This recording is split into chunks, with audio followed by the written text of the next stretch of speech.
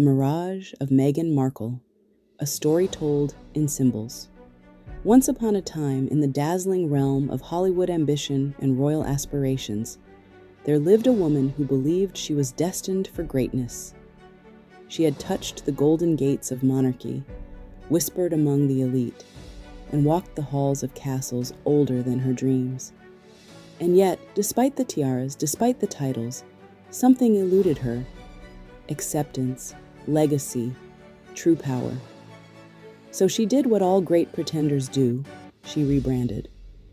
In the kingdom of reinvention, where illusions are currency and perception is everything, Meghan Markle unveiled her latest sigil, a logo, a crest, a final stand. And in this symbol, a story was written, not in words, but in the language of history, of myth, of carefully chosen emblems meant to whisper prestige into the ears of those still willing to listen. But history is a cruel mirror, reflecting truth where illusion is meant to reign. And if you dare to read the story woven into this brand, you will see not a mark of success, but a map of contradiction. The palm tree, a throne built on sand. At the heart of the emblem stands the palm tree, a symbol of resilience, victory, and paradise. A fitting choice, no?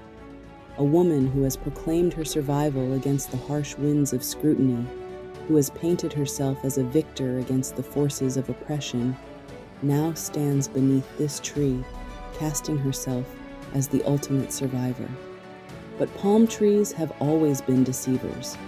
They thrive in barren landscapes, promising an oasis, yet offering nothing but fleeting shade. In the deserts of old, travelers would chase them, desperate for salvation, only to find mirages, reflections of something that never was. Is this palm tree not the very essence of Meghan Markle's brand? A vision of grandeur that dissolves the moment you try to grasp it? The birds, a silent war in the sky. Two birds face each other, their wings poised in frozen harmony. It is an elegant sight, a whisper of partnership, unity, and grace. But look closer. In Greek mythology, two birds facing one another symbolize a divided soul, a war within.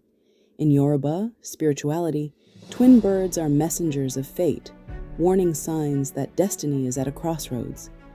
Perhaps, then, these birds do not tell a story of unity, but of separation.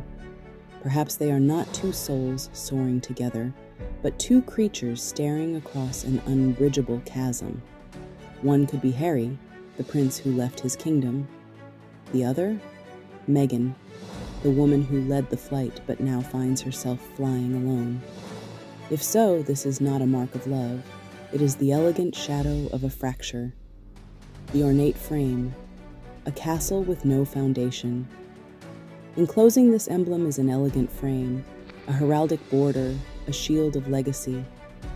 It evokes the coats of arms carried by noble houses, the wax seals of monarchs, the insignias of families that do not need to prove their power, because it is already written in history. But what happens when one tries to adopt the symbols of legacy without the foundation to support it? What happens when you build a fortress on borrowed grandeur? This frame does not represent history. It represents the illusion of history. A castle drawn in the sand, waiting for the tide to come.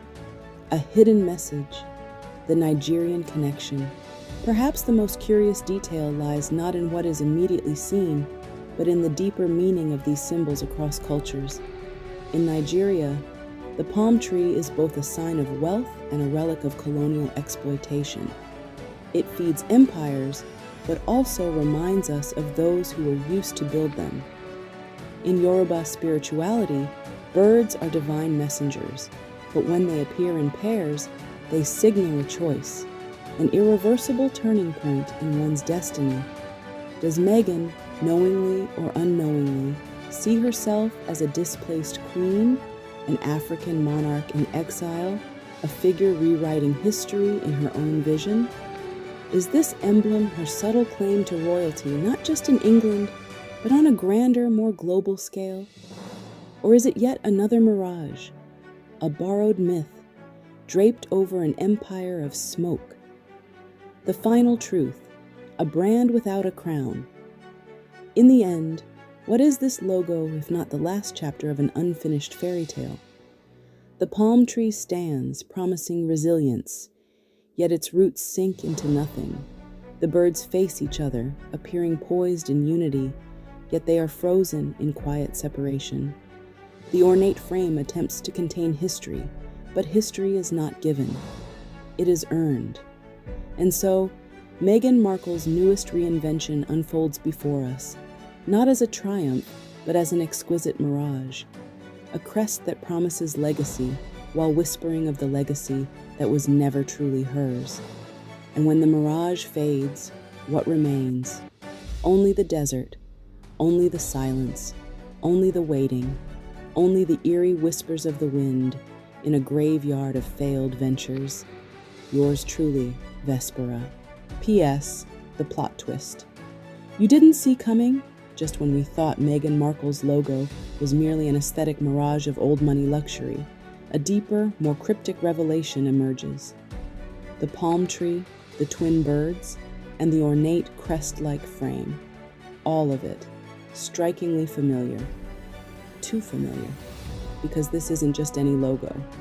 It mirrors the historic coat of arms of Porreres, Mallorca, a town whose lineage traces back to the Moorish rule of Spain. Now let's pause here, because if history has taught us anything, symbols are never chosen by accident.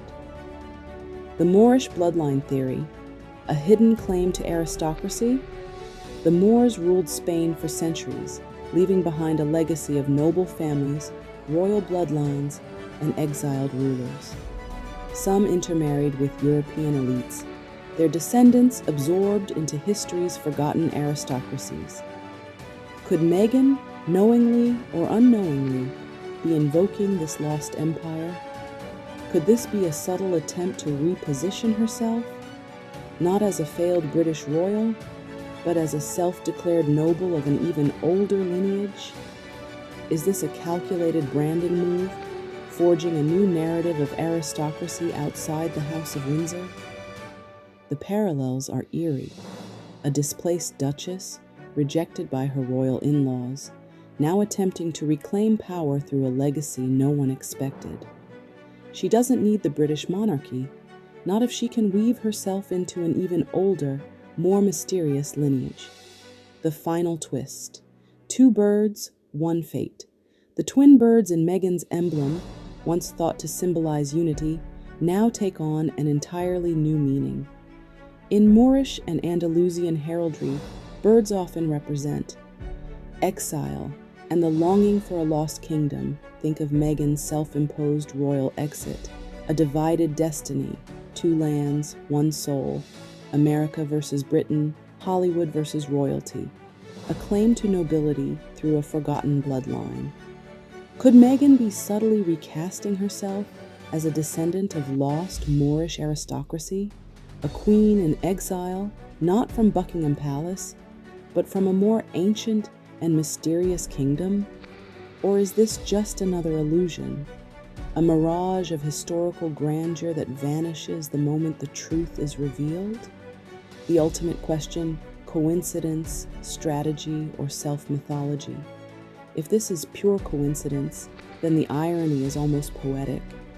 If this is strategy, then Meghan Markle may be crafting the most elaborate rebrand of her career.